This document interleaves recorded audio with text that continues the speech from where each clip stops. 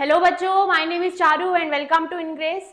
तो बच्चों, जैसा कि हमारी पीवाईक्यू की सीरीज जो है वो चल रही है, तो आज जो हमारा चैप्टर रहेगा जिसके हम प्रीवियस ईयर क्वेश्चन डिस्कस करेंगे, so it will be respiration in plants. ठीक है, तो लास्ट क्लास में हमने फोटोसिंथेसिस इन प्लांट्स के पीवाईक्यूज देखे थे। तो आज के देखते हैं कि इस चैप्टर से किस किस टाइप के पीवाईक्यूज नीट पूछता है हर साल, है ना। तो आओ शुरू करते हैं बिना किसी देरी के। So our first question is, पहला क्वेश्चन देखो बच्चों, first question is matching based. पहला है अपना citric acid cycle, glycolysis, ETC यानी कि electron transport system and proton gradient. ठीक है, तो इसमें यहाँ पर देख रखिए location, cytoplasm, mitochondrial matrix, inter membrane space of mitochondria and inner mitochondrial membrane. तो अपने को बताना है कि कौन सी साइकिल या कौन सी प्रोसेस हमारे सेल के किस पार्ट में होती है। ठीक है, तो देखो पहला क्या है, सिट्रिक एसिड साइकिल की अगर बात करें तो सिट्रिक एसिड साइकिल सेल के किस पार्ट में होती है, cytoplasm, mitochondrial matrix, inter membrane space of mitochondria और इनर माइटोकॉन्ड्रियल मेम्ब्रेन। तो बच्चों सिट्रिक एसिड साइकिल हम सभी ने पढ़ी हुई है ना, C3 साइकिल। तो ये कहां पर होती है, माइटोकॉन्ड्रिया के मैट्रिक्स में। ठीक है, तो ए का क्या हो गया अपने पास 2। ग्लाइकोलिसिस की अगर बात करें तो ग्लाइकोलिसिस में क्या होता है, ग्लूकोज का ब्रेकडाउन होता है एंड इट फॉर्म्स पायरुवेट या पायरुविक एसिड। तो ग्लाइकोलिसिस कहां पर होती है, साइटोप्लाज्म के अंदर ही होती है ना। तो बी का अपने पास क्या हो गया, बी का वी हैव ऑप्शन नंबर 1। फिर बात करते हैं इलेक्ट्रॉन ट्रांसपोर्ट सिस्टम की। तो इलेक्ट्रॉन ट्रांसपोर्ट सिस्टम देखो कहां पर होता है, inner membrane space, inter membrane space of mitochondria या फिर इनर माइटोकॉन्ड्रियल मेम्ब्रेन। तो बच्चों इलेक्ट्रॉन ट्रांसपोर्ट सिस्टम जो है माइटोकॉन्ड्रिया की इनर माइटोकॉन्ड्रियल मेम्ब्रेन पर होता है। और अगर हम बात करें प्रोटॉन ग्रेडियंट की, तो प्रोटॉन ग्रेडियंट बनता है दोनों मेम्ब्रेन के जो बीच में स्पेस होता है वहां पर। तो प्रोटॉन ग्रेडियंट कहां पर बनता है, in the inter membrane space of mitochondria. Mitochondria के बीच में, दोनों मेम्ब्रेन के बीच में जो स्पेस है वहां पर हमारा फॉर्म होता है प्रोटॉन ग्रेडियंट। तो सी का हो गया अपने पास 4 एंड डी का वी हैव ऑप्शन नंबर 3। अब आप मैच कर सकते हो यहाँ से। सो ए का 2 है, बी का 1 है, सी का 4 है, डी का 2 है। This will be the correct answer. Next question देखो, identify the step in tricarboxylic acid cycle which does not involve oxidation of substrate. इनमें से हमको वो स्टेप बताना है टीसीए साइकिल में से। ठीक है, कौन सी साइकिल है, TCA cycle, tricarboxylic acid cycle, which is also known as citric acid cycle. ठीक है, इस साइकिल के अंदर ऐसा कौन सा स्टेप है जिसके अंदर सबस्ट्रेट का ऑक्सीडेशन नहीं होता है, जिसके अंदर सबस्ट्रेट का ऑक्सीडेशन नहीं होता है। तो एक बार साइकिल देखते हैं, है ना बच्चों, एक बार साइकिल देखते हैं, फिर देखते हैं जरा। ये देखो, ये है अपनी साइकिल। ठीक है, ट्राई कार्बोक्सिलिक एसिड साइकिल है।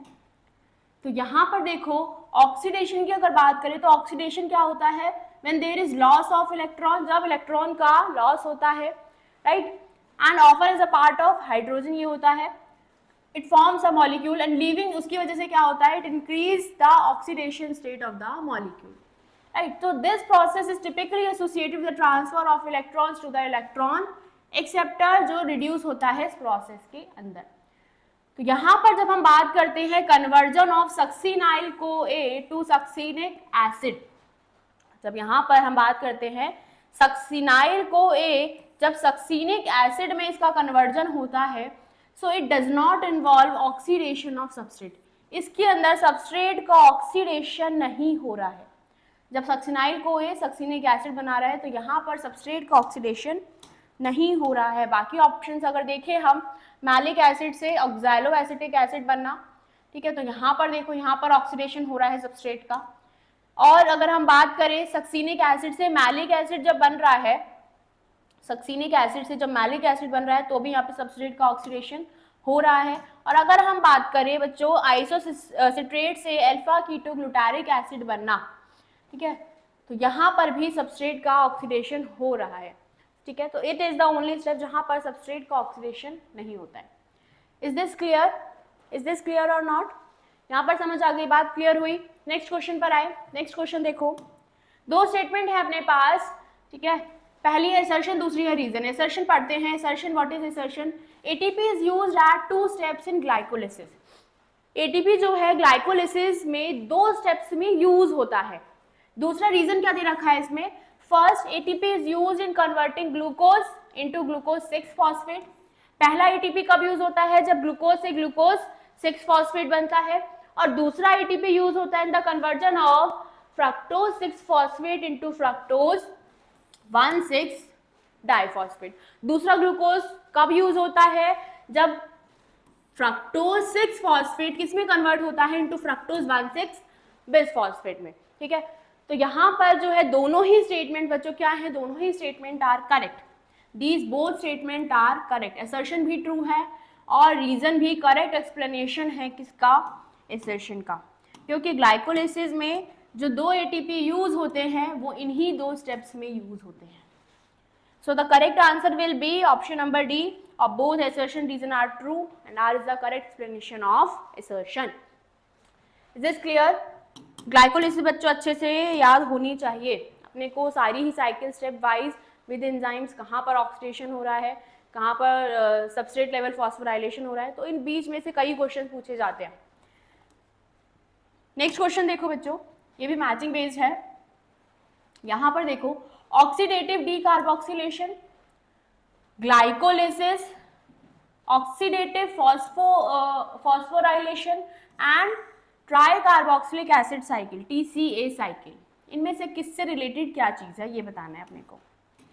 ठीक है, तो यहां देखो, oxidative decarboxylation, glycolysis, oxidative phosphorylation and TCA cycle, इसको इससे मैच करना है। तो देखो, अगर हम बात करें EMP पाथवे, EMP पाथवे, तो ये किससे रिलेटेड है? किससे रिलेटेड है बच्चों? ग्लाइकोलिसिस से। हाँ या ना? है ना? ग्लाइकोलिसिस से रिलेटेड है कौन? EMP pathway. यहां देखो एक बार, यहां देखो जरा,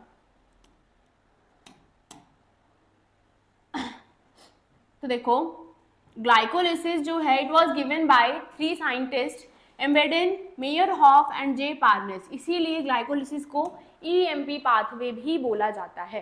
ठीक है, EMP पाथवे भी इसको बोला जाता है। अगर हम बात करें इलेक्ट्रॉन ट्रांसपोर्ट सिस्टम की, ठीक है, तो इसके अंदर क्या होता है? The energy of oxidation reduction, जो एनर्जी चाहिए होती है फॉर ऑक्सीडेशन एंड रिडक्शन, वो कहाँ से आती है? It is utilise by the production of proton gradient. वो कहाँ से यूटिलाइज की जाती है? With the help of proton gradient for phosphorylation. इसी प्रोसेस को क्या बोला जाता है? Oxidative phosphorylation. It means oxidative phosphorylation कहाँ पर होगा?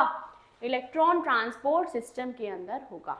इलेक्ट्रॉन ट्रांसपोर्ट सिस्टम के अंदर होता है। अगर हम बात करें TCA साइकिल की, ठीक है, तो TCA साइकिल में जो स्टार्टिंग होती है उसकी, वो कहाँ से होती है? With the condensation of acetyl group with oxalo acetic acid, right, और जिसकी वजह से क्या होता है? सिट्रिक एसिड बनता है हमारा, हाँ है ना? जिसकी वजह से क्या बनता है? Citric acid.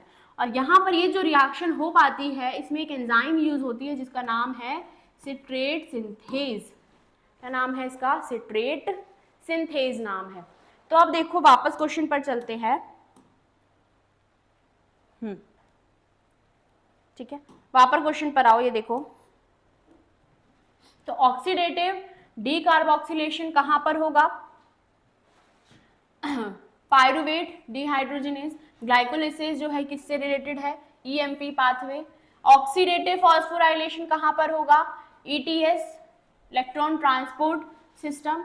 और ट्राई कार्बोक्सिलिक एसिड साइकिल जो है ये किससे रिलेटेड है? Citrate synthase. तो ऑप्शन क्या हो गया अपने पास? ए का होगा बच्चों 2, ठीक है, बी का है अपने पास 4th, ठीक है, सी का है अपने पास ऑप्शन नंबर 3 एंड डी का we have option number 1। So this will be the correct answer. Clear? Is this clear और नॉट? ठीक है, तो अपने को समझ के चलना है, ऑक्सीडेटिव फॉस्फोराइलेशन और ऑक्सीडेटिव डीकार्बोक्सिलेशन दोनों ही अलग अलग चीजें हैं। क्लियर? नेक्स्ट क्वेश्चन पर बढ़ते हैं बच्चों। दिस गॉट हैंग हो गया है ये।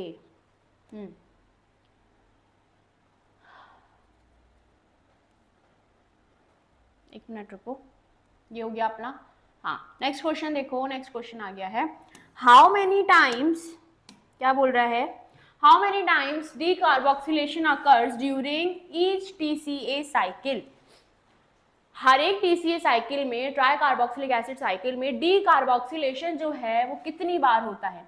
इन ईच टीसीए साइकिल, हर एक टीसीए साइकिल में कितनी बार उस साइकिल के अंदर डीकार्बोक्सिलेशन होता है, यानी CO2 रिलीज होता है। बड़ा ही इजी क्वेश्चन है, एक बार फिर से देखो, एक बार फिर से साइकिल देखो, ये देखो, फिर से देखो साइकिल। यहाँ पर मुझे बताओ कहाँ कहाँ पर कौन कौन से स्टेप में डीकार्बोक्सिलेशन हो रहा है। ठीक है, बहुत इजीली आपको दिख जाएगा, बहुत इजीली। तो देखो यहाँ पर देखो, ऑक्सैलोसक्सिनिक एसिड जब अल्फा कीटोग्लूटारिक एसिड बना रहा है तो यहाँ पे CO2 रिलीज हो रहा है with the help of enzyme decarboxylase. तो पहला स्टेप तो हो गया डीकार्बोक्सिलेशन का, ये वाला है ना। दूसरी बार डीकार्बोक्सिलेशन भी यहीं पर हो रहा है जब अल्फा कीटोग्लूटारिक एसिड से अपना क्या बन रहा है, सक्सिनाइल CoA, तो यहाँ पर भी CO2 रिलीज होता है। ठीक है, और कहीं पर नहीं हो रहा है। इट मीन्स, तो अगर हम बात करें हर एक टीसीए साइकिल में टोटल 2 बार डीकार्बोक्सिलेशन होता है। ठीक है, पर TCA cycle decarboxylation occurs 2 times. ठीक है, तो ऑप्शन नंबर क्या हो गया अपना आंसर, ऑप्शन नंबर जो भी क्या है, ऑप्शन नंबर क्या हो गया इसमें, twice, option number D. Clear. Next देखो, fatty acids are connected with the respiratory pathway through. जो फैटी एसिड्स हैं वो रेस्पिरेटरी पाथवे से किस तरीके से कनेक्टेड रहते हैं। ठीक है, अपने को बताना है फैटी एसिड्स किस तरीके से कनेक्टेड हैं थ्रू रेस्पिरेटरी पाथवे। अगर हम इसमें से बात करें, acetyl CoA, alpha ketoglutaric acid, dihydroxy acetone phosphate and D is pyruvic acid. अगर मैं फैटी एसिड्स की बात कर रही हूँ तो वो रेस्पिरेटरी पाथवे से कनेक्टेड होते हैं through acetyl coenzyme A, through acetyl coenzyme A, और तभी ये जाके क्या करता है आगे माइटोकॉन्ड्रियल मैट्रिक्स में आगे क्या करता है, क्रेब्स साइकिल। तो देखो, yes that's correct, fatty acids are broken down through a process called beta oxidation, और ये बीटा ऑक्सीडेशन कहाँ पर होती है, माइटोकॉन्ड्रिया। इस बीटा ऑक्सीडेशन में क्या होता है, फैटी एसिड्स का ब्रेकडाउन होता है into 2 carbons at a time, जिसकी वजह से रिजल्ट में किसका फॉर्मेशन होता है, एसिटाइल कोएंजाइम ए का। अब ये फर्दर एसिटाइल कोएंजाइम में एंटर करता है किसके अंदर, क्रेब्स साइकिल में, जिसको हम सिट्रिक एसिड साइकिल या फिर टीसीए साइकिल भी बोलते हैं। और फर्दर फिर क्या होता है, इस टीसीए साइकिल से क्या प्रोड्यूस होते हैं, NADH एंड FADH2, जो फर्दर यूज होते हैं इन इलेक्ट्रॉन ट्रांसपोर्ट चेन, जिसकी वजह से क्या बन पाए, ATP, which is the main form of energy. तो यहाँ पर आंसर क्या हो गया अपना, acetyl coenzyme. Is this clear, clear हुआ यहाँ से, समझ आया बच्चों। ठीक है, तो अपना आंसर क्या हो गया, ऑप्शन नंबर ए। ठीक है, नेक्स्ट क्वेश्चन पर बढ़ते हैं। नेक्स्ट देखो, the 5 carbon compound form during TCA cycle is. Try carboxylic acid cycle में जो 5 कार्बन का कंपाउंड है वो बताना है। कौन सा ऐसा कंपाउंड है जो 5 कार्बन का है, fumaric acid, alpha ketoglutaric acid, oxalosuccinic acid और सक्सिनिक एसिड। तो यहाँ पर देखो, ये भी बड़ा ही इजी क्वेश्चन है, अगर आपको साइकिल याद है आप हर एक क्वेश्चन सॉल्व कर लोगे बहुत इजीली। तो देखो, नीट 2022 का क्वेश्चन है ये। 5 कार्बन कंपाउंड इसमें से अगर मैं बात करूं तो अल्फा कीटोग्लूटारिक एसिड जो है ये है 5 कार्बन का, ये है बच्चों 5 कार्बन का, बाकी में से कोई 5 कार्बन का नहीं है। क्यों, क्योंकि फ्यूमेरिक एसिड 4 कार्बन का ही है, ऑक्सैलोसक्सिनिक एसिड 6 कार्बन का है और सक्सिनिक एसिड सिर्फ 4 कार्बन का है। क्लियर। चलो नेक्स्ट क्वेश्चन पर बढ़ते हैं। ये देखो, the number of times decarboxylation of isocitrate occurs during single TCA cycle। अब देखो, अपना इससे पहले वाला क्वेश्चन था, उसने क्या बोला था कि कितनी बार डीकार्बोक्सिलेशन होता है TCA साइकिल में, है ना, हर एक in each TCA cycle how many times decarboxylation occurs. तो उसने उसमें हमारा आंसर क्या था, 2 बार होता है ना, टोटल 2 बार डीकार्बोक्सिलेशन होता है। बट यहाँ पर वो क्या पूछ रहा है कि कितनी बार डीकार्बोक्सिलेशन होता है आइसोसिट्रेट का ड्यूरिंग सिंगल TCA साइकिल। तो बच्चों, आइसोसिट्रेट का डीकार्बोक्सिलेशन तो कितनी बार ही होता है, एक ही बार होता है, हाँ या ना। आइसोसिट्रेट का डीकार्बोक्सिलेशन सिर्फ और सिर्फ एक बार होता है, because the question is specifically asking for isocitrate, not the total cycle. Clear? तो अपना ऑप्शन क्या होगा, अपना आंसर क्या होगा, अपना आंसर 2 नहीं होगा. It is specifically asking for isocitrate, so the answer will be 1. सिर्फ एक ही बार आइसोसेपरेट का क्या होगा, डिकार्बोक्सिलेशन. क्लियर? तो आंसर क्या हो जाएगा बच्चे इसका, 1 हो जाएगा. ठीक है ना, बात समझ आई, क्लियर हुआ? तो यहाँ पर 4th स्टेप में 5th स्टेप में 2 बार डिकार्बोक्सिलेशन होता है, बट आंसर क्या होगा अपना, ओनली 1. क्लियर? नेक्स्ट देखो, what is the net gain of ATP when each molecule of glucose is converted to 2 molecules of pyruvic acid. तो क्या बोल रहा है ये कि नेट गेन क्या होगा एटीपी का जब हर एक ग्लूकोज का मॉलिक्यूल कन्वर्ट होता है into 2 molecules of pyruvic acid. Glycolysis पढ़ी है हमने, है ना, ग्लाइकोलिसिस पढ़ी है. ग्लाइकोलिसिस में क्या होता है, ग्लूकोज जो है वो कन्वर्ट होता है, फॉर्म करता है 2 मॉलिक्यूल ऑफ पायरुविक एसिड. बीच में जो स्टेप्स है, जो कन्वर्जन की प्रोसेस है, उसमें हम पढ़ते हैं ग्लाइकोलिसिस की पूरी प्रोसेस. तो यहाँ पर क्या बोल रहे हो, कितना नेट गेन होता है एटीपी का, नेट गेन बोल रहे हैं, नेट गेन ऑफ एटीपी कितना होता है. तो बच्चों अगर हम बात करें एटीपी जो है, अगर हम बात करें तो 4 एटीपी का गेन होता है in glycolysis.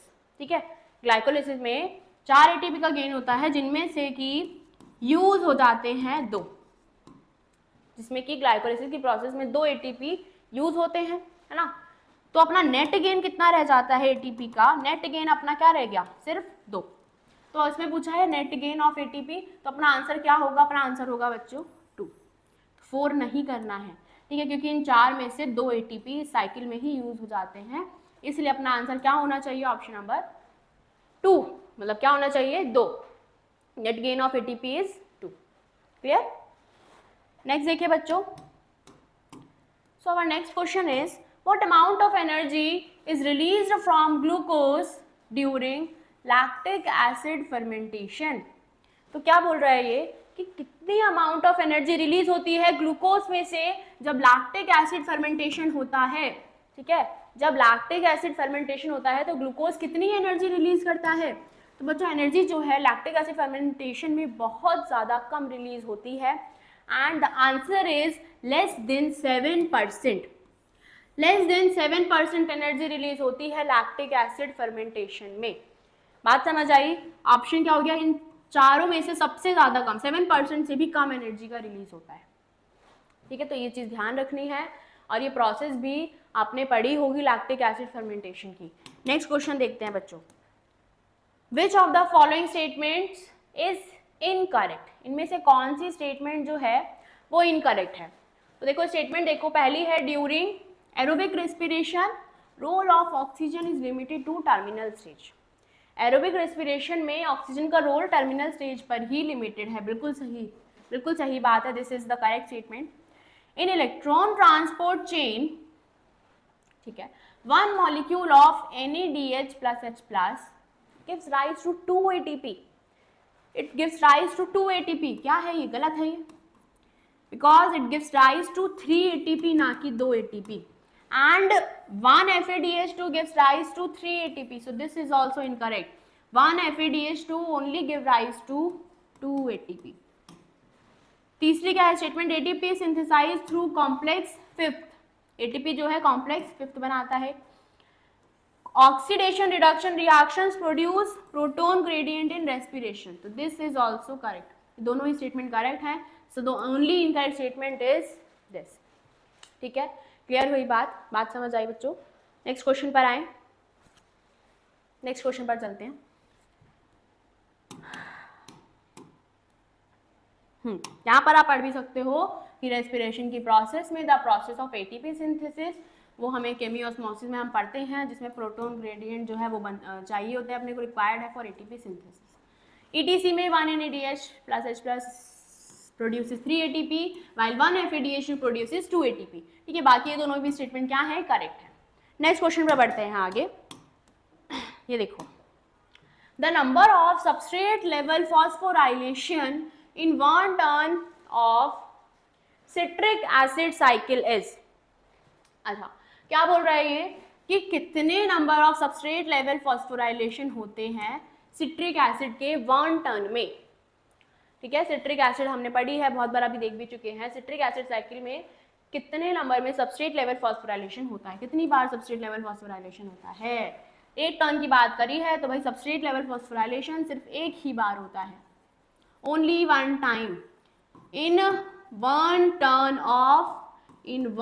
Turn off try carboxylic acid cycle या फिर TCA साइकिल या फिर citric acid cycle. Clear. Substrate level phosphorylation जब डायरेक्टली फॉर्म हो रहा हो अपना क्या, ATP। यहां देखो, मुझे बताओ कहां पर डायरेक्टली फॉर्म हो रहा है, कहां पर सबस्ट्रेट लेवल फॉस्फोराइलेशन तुम देख पा रहे हो। देखो जरा, खुद देखो कहां पर, सक्सिनाइल को ए से जब सक्सिनिक एसिड बन रहा है अपना, सक्सिनाइल को ए से जब सक्सिनिक एसिड का फॉर्मेशन हो रहा है तो यहां पर देखो क्या बन रहा है अपना GTP, है ना। जब डायरेक्टली ATP या GTP बन रहा है तो उस स्टेप को हम क्या बोलते हैं, सबस्ट्रेट लेवल फॉस्फोराइलेशन, है ना। तो उसको हम क्या बोलते हैं बच्चों, substrate level phosphorylation which occurs in the step when succinyl coenzyme is converted into succinic acid. Clear, is this clear. तो अपना ऑप्शन क्या हो जाएगा, ओनली 1। ठीक है, नेक्स्ट क्वेश्चन पर बढ़ते हैं। ये देखो, conversion of glucose to glucose 6 phosphate, the first irreversible reaction of glycolysis is catalysed by. क्या बोल रहा है ये कि जब ग्लूकोज जो है ग्लूकोज 6 फॉस्फेट में कन्वर्ट होता है, जो कि पहला इरिवर्सिबल स्टेप है ग्लाइकोलिसिस का। जब ग्लाइकोलिसिस की प्रोसेस है उसमें ग्लूकोज जो है पहला स्टेप होता है, ग्लूकोज जो है ग्लूकोज 6 फॉस्फेट बनाता है, which is the first irreversible step, जो इरिवर्सिबल है, रिवर्सिबल नहीं है।